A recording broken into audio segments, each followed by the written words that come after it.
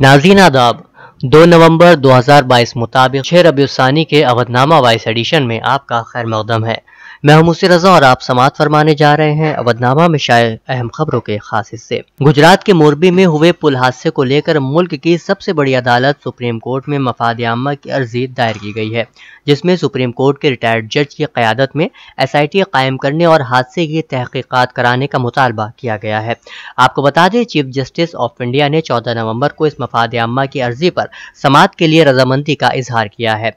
Advocate विशाल तिवारी ने यह अर्जी दाखिल की थी। वहीं जाए हादसात का आज वजीर आजम नरेंद्र मोदी ने दौरा किया और उन्होंने कहा कि अफसरान को मुतासरा कुनबों के राब्ते में रहना चाहिए और इस बात को यकीनी बनाना चाहिए कि इस दुख की घड़ी में उन्हें हर मुमकिन मदद मिलेगी।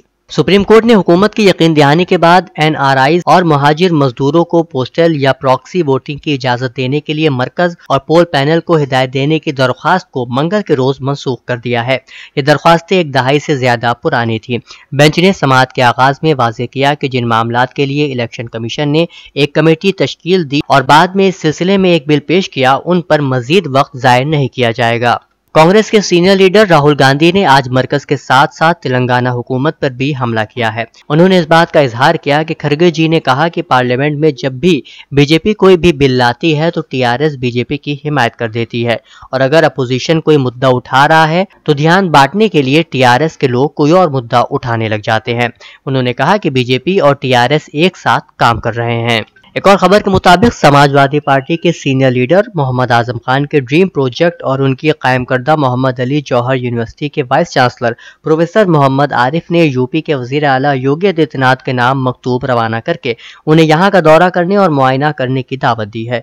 VC की जानिब से तहरीर करदा खत में जौहर यूनिवर्सिटी की परेशानियों और मसाइल का जिक्र करते हुए उनसे दरख्वास्त की गई है कि वो यहाँ की सरगर्मियों को बाज़ाब्ता तौर पर चलाने में मदद करें। डॉक्टर अम्मार रिजवी साबिक कारगुजार वजीर आला उत्तर प्रदेश ने दिल्ली में गुज़श्ता रोज मरकजी वजीर दिफा राजनाथ सिंह से मुलाकात में लखनऊ में कराए गए और कराए जा रहे उनके पार्लिमानी हलके के कोटे के तहत तरक्याती कामों के लिए उनको मुबारकबाद पेश की और साथ ही उनकी तवज्जो पुराने लखनऊ की तरफ मबजूल कराते हुए कहा कि पुराने लखनऊ के लिए भी एक तरक्याती मॉडल की तश्कील की जाए जिससे उन इलाकों में तरक्याती कामों को रफ्तार मिल सके।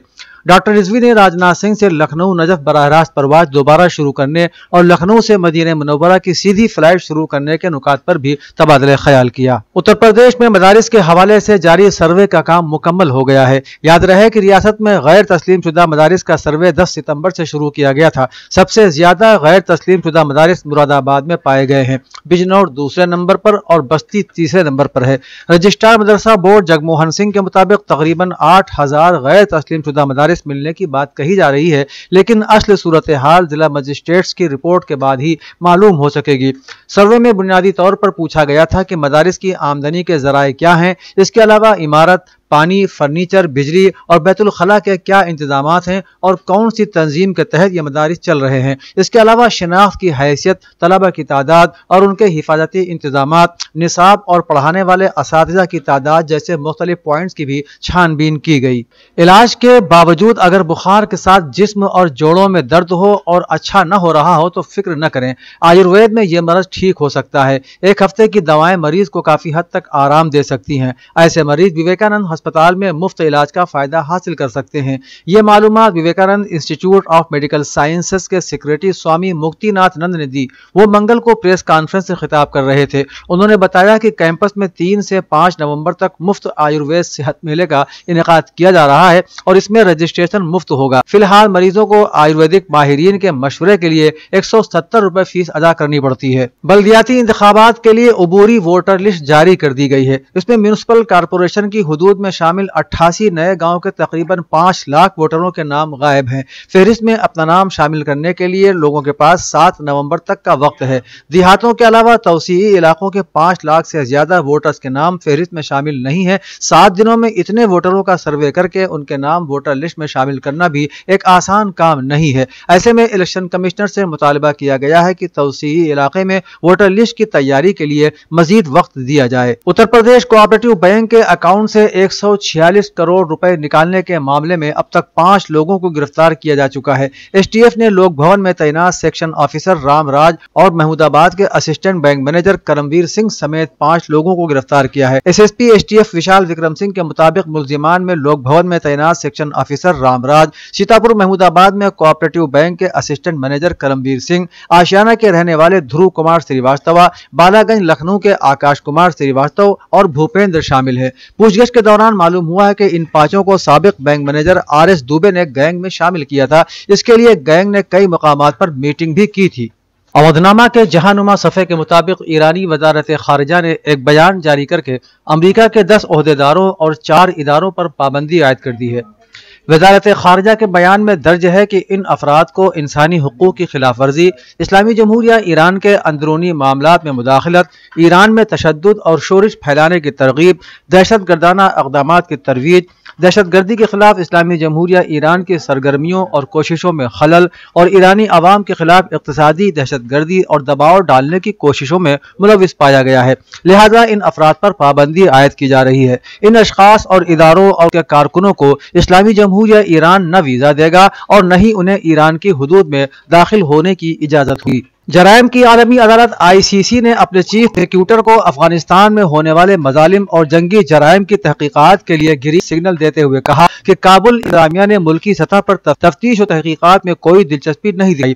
جرائم کی دنیا کی واحد مستقل، آزاد اور خود مختار عدالت کے ججوں نے فیصلہ کیا کہ افغانستان کی جانب سے منتقل کردہ مواد سے یہ ظاہر نہیں ہوتا کہ افغانستان نے کسی بھی طرح سے تفتیش کی ہے یا تفتیش کر رہا ہے جو عدالت کی تحقیقات کو طور پر ملتوی کرنے کا جواز فراہم کرتی ہو، لہٰذا نے استغاثہ کو دوبارہ تفتیش شروع کرنے کا اختیار دے دیا ہے۔ تیل برآمد کرنے والا دنیا کا سب سے بڑا ملک سعودی عرب ایشیائی ممالک کے لیے خام تیل کی قیمت میں کمی کر سکتا ہے۔ واضح رہے کہ قیمتوں میں کمی کا رجحان ایسے وقت میں سامنے آیا ہے کہ جب دنیا کے سب سے بڑے خام تیل کے خریدار چین نے کورونا کے اومیکرون ویرینٹ کا پھیلاؤ روکنے کے لیے ملک میں سخت ترین پابندیاں عائد کی۔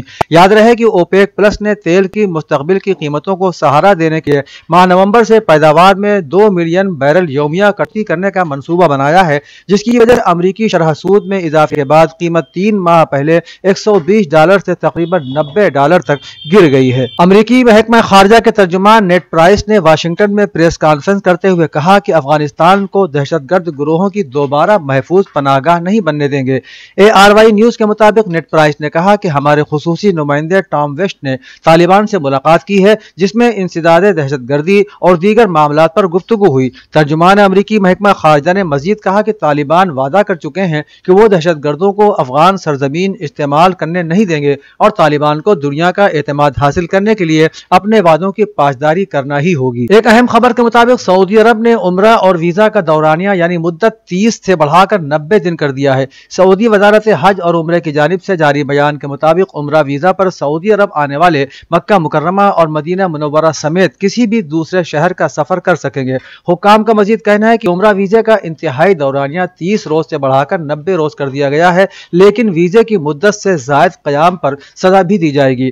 وزارت حج و عمرہ کے مطابق بیرون ملک سے آنے والے عمرہ زائرین داخلہ ویزا فیس ادا کر کے سال میں 1 سے زیادہ مرتبہ بھی عمرہ ویزا حاصل کر سکیں گے۔ اودھنامہ میں شائع مضامین کو مکمل طور پر پڑھنے کے لیے اودھنامہ کی ویب سائٹ www.awadhnama.com پر وزٹ کریں اور ای پیپر پر کلک کریں۔